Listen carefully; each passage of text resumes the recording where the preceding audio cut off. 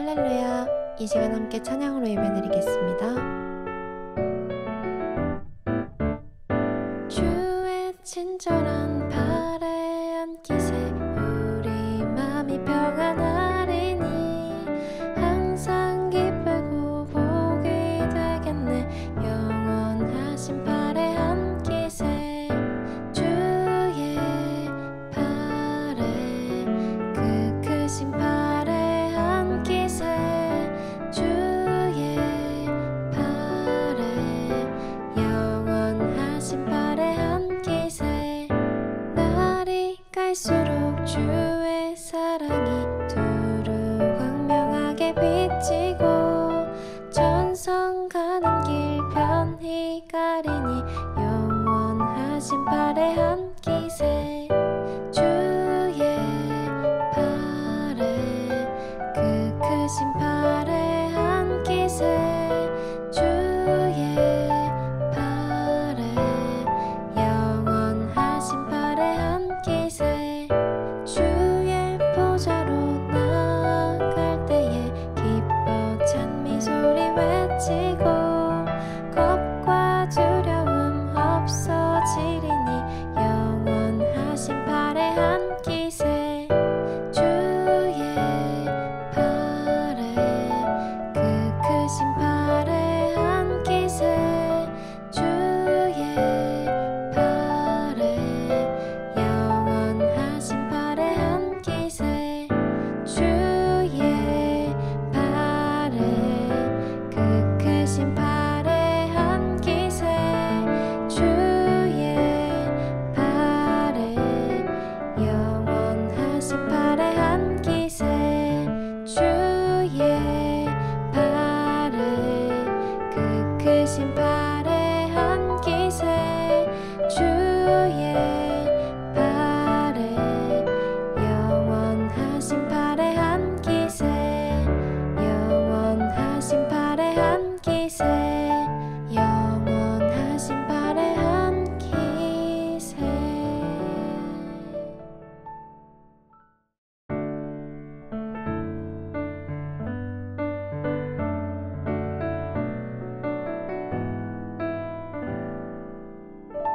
내 진정 사모하는 친구가 되시는 구주 예수님은 아름다워라.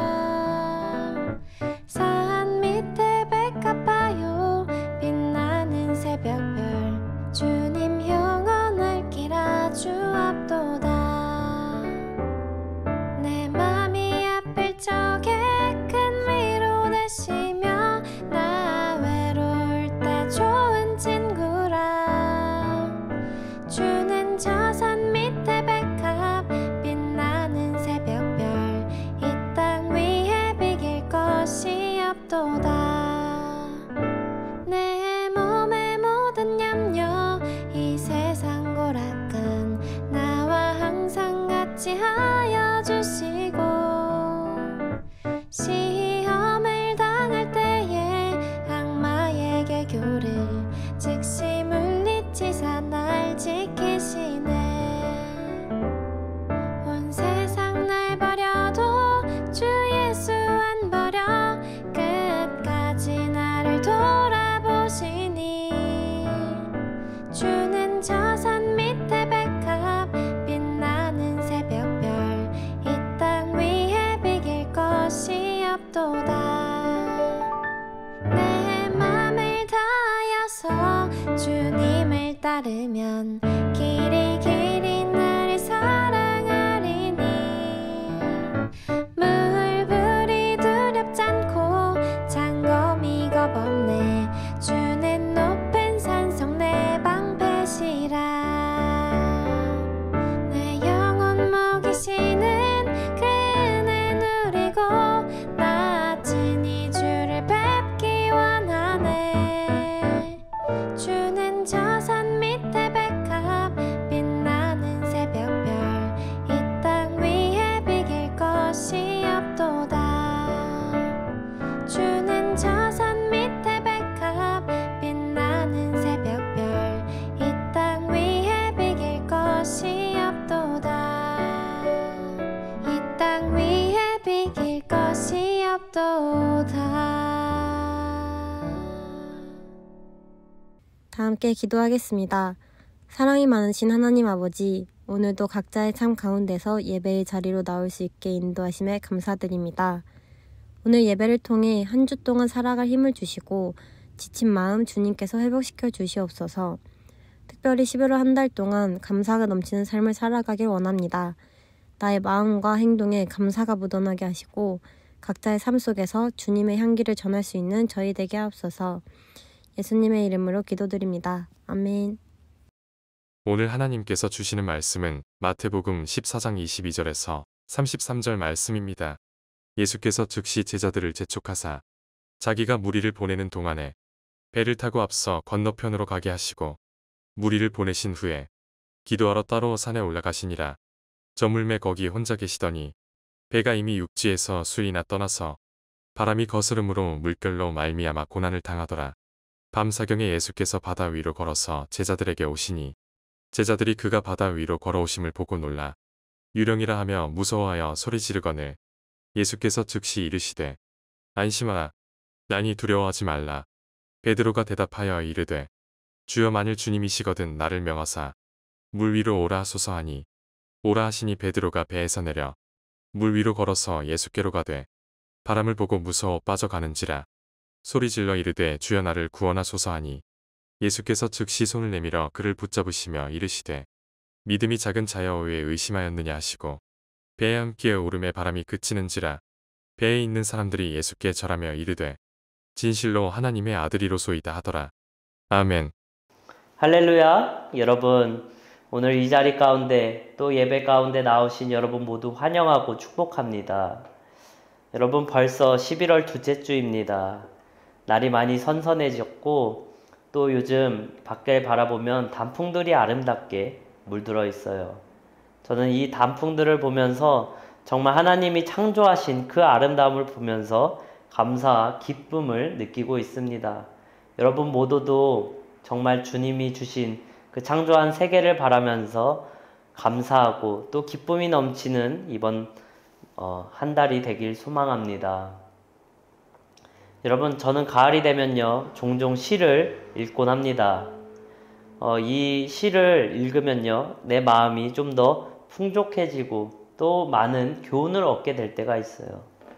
근데 제가 가장 좋아하는 시가 있는데 아마 많은 사람들도 알 것 같아요. 바로 도종환 시인의 흔들리며 피는 꽃입니다. 오늘 이 시를 여러분께 잠깐 소개하고자 합니다. 제가 이 시를 한번 읊어보도록 하겠습니다.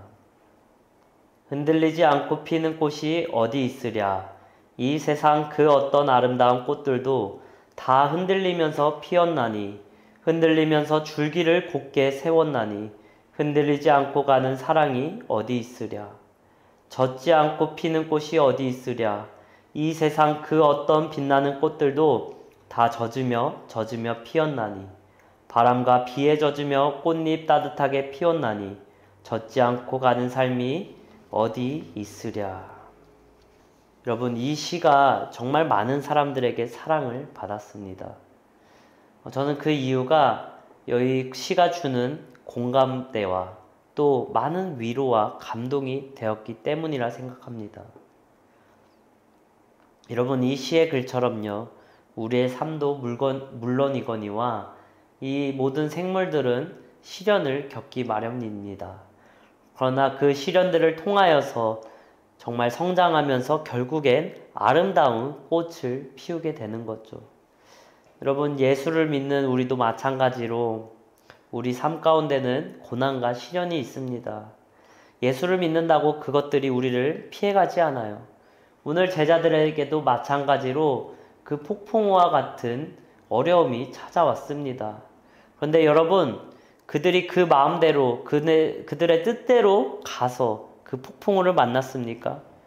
그렇지 않습니다. 오늘 24절을 보면요 예수께서 즉시 제자들을 재촉하사 배를 타고 앞서 건너편으로 가게 하시고, 이 구절을 보면요 제자들이 그냥 간 것이 아닙니다. 바로 예수님이 말씀하셨기 때문에 그 말씀을 순종하고 바다에 나아갔어요. 그런데 그 바다에서 폭풍우를 만나게 되는 거죠. 여러분, 예수를 믿고 정말 예수를 믿고 그 말씀에 순종하며 나아간다고 할 때 고난과 역경 반드시 있습니다. 정말 그 살아가면서 많은 어려움들 겪잖아요. 재정적인 문제나 가정적인 문제, 건강 문제, 많은 문제들을 겪게 되지만 그럴 때마다 우리의 믿음들이 흔들리게 되는 거예요.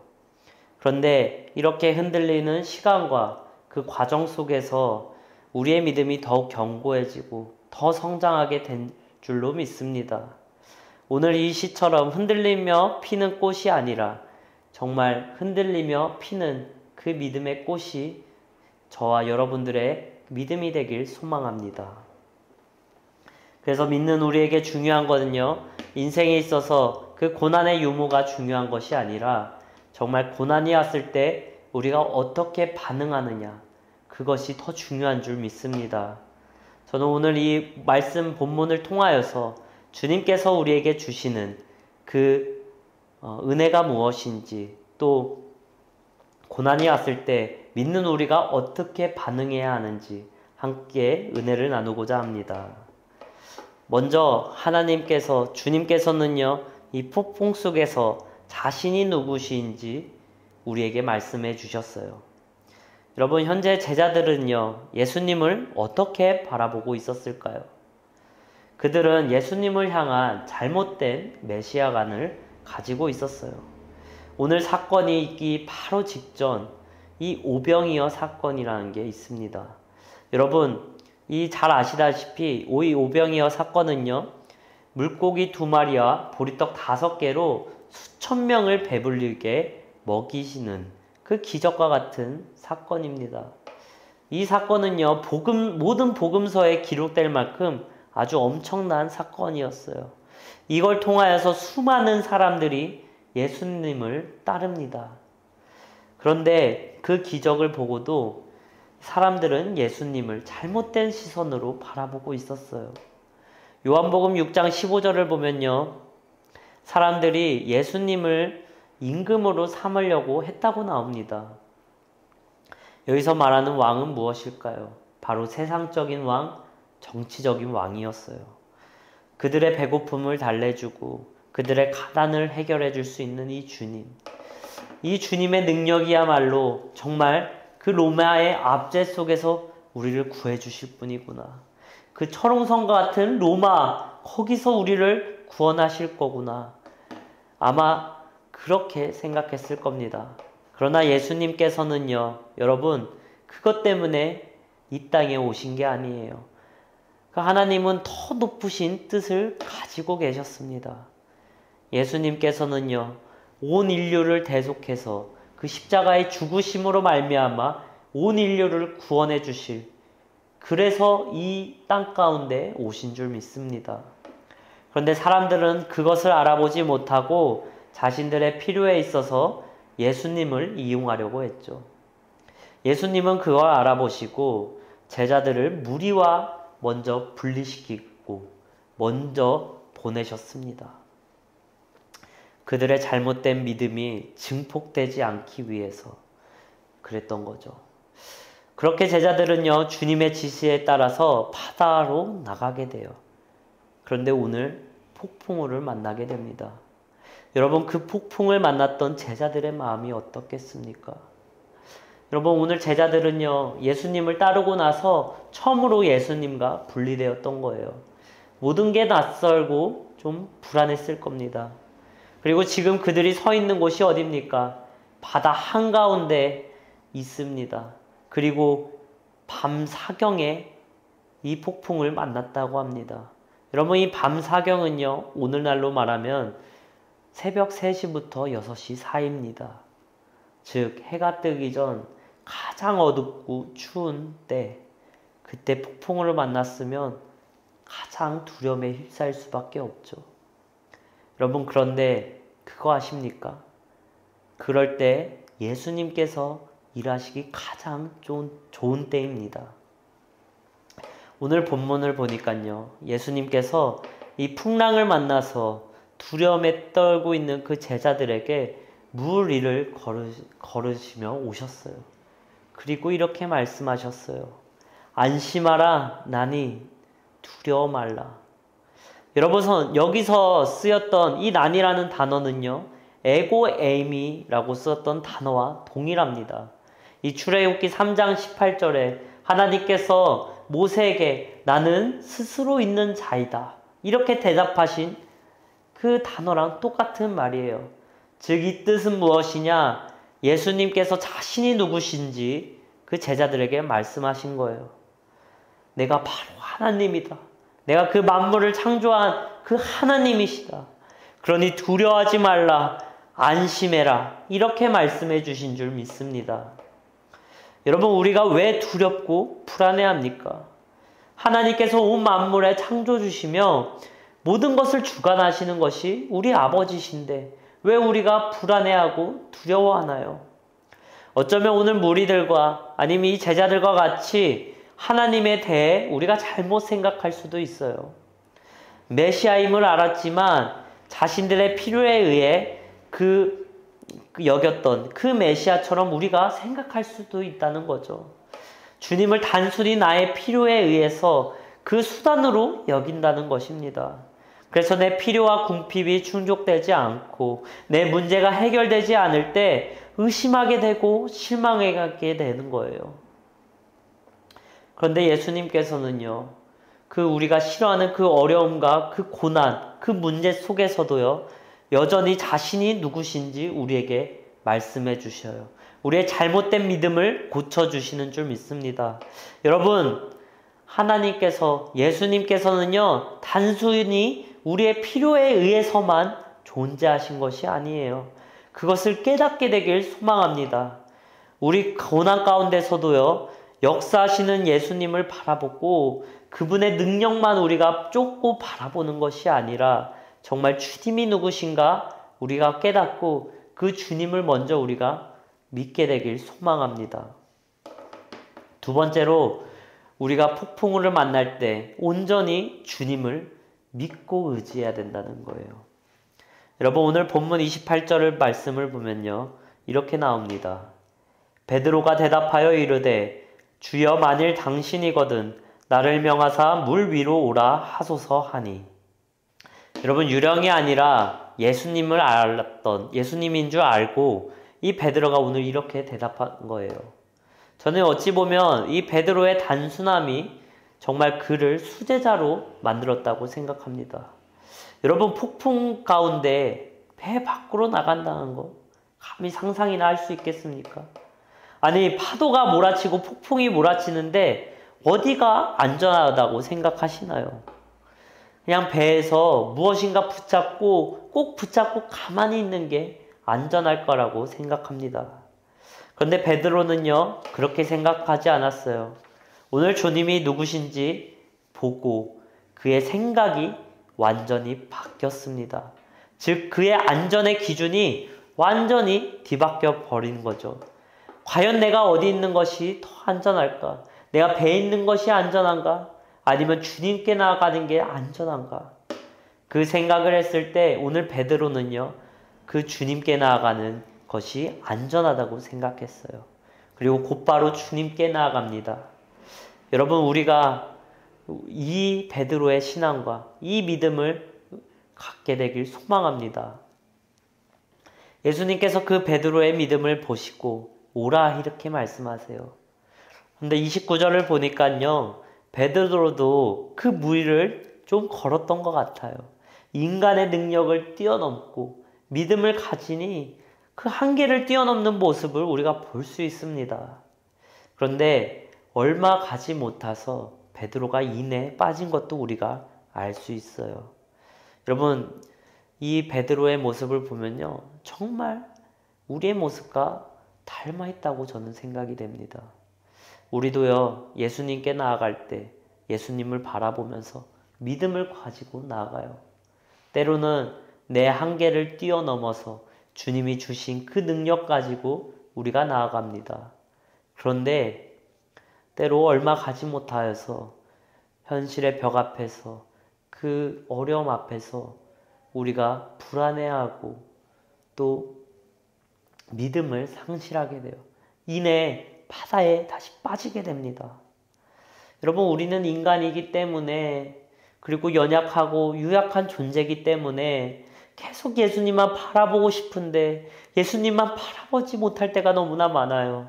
그 바다를 바라보고 그 바람을 바라보고 너무 겁이 나 무서워할 때가 너무나 많습니다. 그런데 여러분, 중요한 건요, 우리가 바다에 빠져 그 허우적거릴지라도 오늘 우리는 이 베드로와 같이 행동해야 된다는 거예요. 오늘 30절 우리가 함께 보겠습니다. 바람을 보고 무서워 빠져 가는지라 소리질러 이르되 주여 나를 구원하소서 하니. 여러분, 바다에 빠지자 베드로가 주님께 이렇게 외칩니다. 주여 나를 구원하여 주시옵소서. 주님 나를 살려주시옵소서. 내가 죽겠나이다. 주님 나의 손을 잡아주시옵소서. 여러분, 오늘 그 베드로가요, 그냥 주님께 그냥 말하듯 말했겠습니까? 정말 있는 힘껏 다해서 주님께 외쳤을 거예요. 여러분, 그렇게 베드로가 주님께 외치는 그 외침이요, 오늘날 우리의 외침이 되길 소망합니다. 주님, 나를 구원하여 주시옵소서. 주여, 내가 바다에 빠졌습니다. 주여, 내 믿음이 부족합니다. 주여, 나를 구원하여 주시옵소서. 주여, 나의 손을 잡아 주시옵소서. 우리가 오늘 주님께 이렇게 나아가게 되길 소망합니다. 우리가 그렇게 나아갈 때 주님께서 우리의 손을 즉시 잡아 주실 줄 믿습니다. 오늘 31절을 보면요, 주님께서 즉시 손을 내밀어 베드로의 손을 잡고 그를 건져주셨어요. 여러분, 오늘 본문을 보면요, 즉시라는 이 단어는 3번이나 나와요.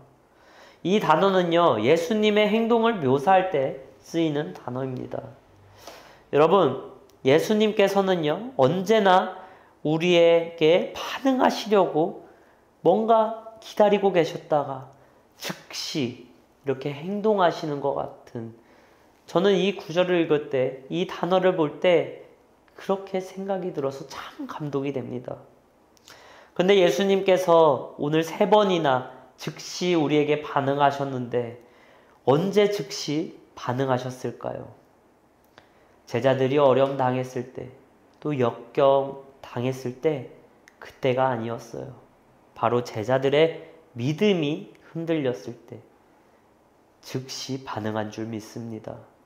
이 오병이어 사건을 통하여서 예수님을 향한 제자들의 잘못된 믿음을 가졌을 때 즉시 무리를 흩으시고 제자들을 보내셨습니다. 그리고 폭풍 속에서 두려움에 휩싸여 예수님을 알아보지 못하고 유령이라 소리쳤을 때 즉시 예수님께서 그 제자들에게 안심하라, 나니 두려워 말라, 이렇게 안심시켜 주셨어요. 또 마지막으로 베드로가 의심하고 두려움에 빠져서 바다에서 허우적거릴 때 즉시 그에게 손을 내밀고 그를 건져 주셨습니다. 여러분, 여러분들은 언제 가장 위험하다고 생각드시나요? 여러분들의 정말 경제가 망해서 어려울 때, 가난하고 궁핍할 때, 아니면 가정에 문제가 생길 때, 내 질병과 병마로 인해서 쓰러질 때, 여러분, 그때가 가장 위험한 게 아니에요. 그걸 통해서 내 믿음이 흔들릴 때, 그때가 가장 위험한 줄 믿습니다. 여러분, 그럴 때마다 우리가 온전히 주님을 바라보길 소망합니다. 그리고 주님을 바라보면서 오늘 베드로가 크게 소리쳤던 것처럼 주여 나를 구해 주시옵소서, 이렇게 외치며 나가게 되길 소망합니다. 오늘 32절을 보면요, 예수님과 그 베드로가 함께 배에 오른 것을 볼 수 있어요. 그리고 나서 이 폭풍우를 멈추게 되는 것을 우리가 볼 수 있습니다. 그렇다면 우리가 본문에는 나와 있지 않지만 우리가 유추할 수 있는 것이 있습니다. 바로 베드로는요, 예수님의 건짐을 받고 그 둘이서 함께 바다 위를 걸어서 배에 올랐다는 거예요. 어찌 보면 베드로는요, 바다를 2번 걸었던 거죠. 그런데 첫 번째 걸었을 때는요, 얼마 가지 못해 빠졌습니다. 그런데 두 번째는요, 빠지지 않고 끝까지 가서 배에 함께 올랐어요. 여러분, 풍랑과 바람은 그대로였었고 그 상황은 변하지 않았는데 어떤 것이 달랐을까? 바로 예수님과 함께해서. 여러분, 예수님과 동행하시길 바랍니다. 그리고 예수님과 함께 하시길 바랍니다. 그럴 때 우리가 바다에 빠지지 않고 그 바다 위를 걷게 만드시는 줄 믿습니다. 저는 오늘 여기서 그 베드로와의 마음과 행동을 좀 더 한 번 더 깊게 생각하게 되길 소망합니다. 여러분, 그 주님의 손을 붙잡고 주님의 건지심을 받았던 베드로가 다시 바다로 걸어올 때 그의 손은 어땠을까요? 아마 주님의 손을 꼭 붙잡고 놓치지 않았을 거예요. 내가 이 손을 놓치는 순간 다시 바다에 빠질 거라는 생각을 했을 거예요. 그러니 온전히 주님을 붙잡고 주님만 의지하며 왔을 겁니다. 여러분, 이럴 때 우리가 바다에 빠지지 않는 줄 믿습니다. 주님의 손을 꼭 붙잡고 주님만 의지하는 것, 이것이 믿음이라고 생각합니다. 여러분, 내 믿음이 성장했다? 내 마음과 의지가 강해진 뜻이 아니에요. 오늘 베드로가 주여 나를 건져주시옵소서 그렇게 고백한 것처럼 매 순간순간 내 연약함을 깨닫고 주님을 의지하는 것, 그것이 우리의 믿음인 줄 믿습니다. 여러분, 하나님께서는요, 우리를 향한 계획이 있으시고 다 뜻이 있는 줄 믿습니다. 여러분, 지금 폭풍우를 만났다고 생각하시고 지금 또 바다에 빠졌다고 생각하시다면 오늘 다른 거 생각하지 말고 주님은 여전히 우리를 바라보고 계시고 주님은 언제나 우리에게 반응하려고 기다리고 계시는구나 깨닫고 정말 주님께 큰 소리로 외치며 나를 구원하여 주시옵소서, 나를 살려 주시옵소서 외치길 소망합니다. 그럴 때 주님께서는요, 즉시 여러분들의 손을 붙잡고 다시 건지시고 그 바다 위, 그 폭풍우 가운데서도 함께 걸어가며 여러분들을 안전한 곳으로 옮겨주실 것입니다. 여러분, 그 주님을 붙잡고 나가길 소망합니다. 우리 함께 기도하시겠습니다. 사랑이 많으신 하나님 아버지 감사합니다. 주여 하나님 아버지, 주님께서는 우리를 향한 계획이 있으시고 뜻이 있는 줄 믿습니다. 주여, 내 상황이 비록 어려울지라도 때로는 폭풍우 가운데 있을지라도 그 가운데서 주님을 알게 하여 주시옵고 주님을 바라보게 하여 주시옵고 주님을 찾게 하여 주시옵소서. 그래서 주님께서 우리를 그 어려움 가운데서도 건져주시며 항상 주님과 함께 동행하는 우리의 삶이 되게 하여 주시옵고 정말 주님과 함께 승리하는 우리들의 삶이 될 수 있도록 주여 역사하여 주시옵소서. 주여, 또 한 주간 살아갈 때도 오늘 주신 그 말씀 붙잡고 또 주님이 주신 그 마음과 그 은혜 붙잡고 나가게 하여 주시옵고 정말 주님 의지하면서 주님과 함께 동행하면서 넉넉히 승리하는 우리의 삶이 되게 하여 주시옵소서. 돌아가는 발걸음 주님 지켜주시옵고 감사드리며 예수님의 이름으로 기도드립니다. 아멘. 하늘에 계신 우리 아버지여, 이름이 거룩히 여김을 받으시오며 나라의 마옵시며 뜻이 하늘에서 이루어진 것 같이 땅에서도 이루어지니라. 오늘날 우리에게 일용할 양식을 주시옵고 우리가 우리에게 죄진 자를 사여 준 것 같이 우리 죄를 사여 주시옵고 우리를 시험에 들게 하지 마옵시며 다만 악에서 구하옵소서. 대개 나라와 권세와 영광이 아버지께 영원히 싸움나이다. 아멘.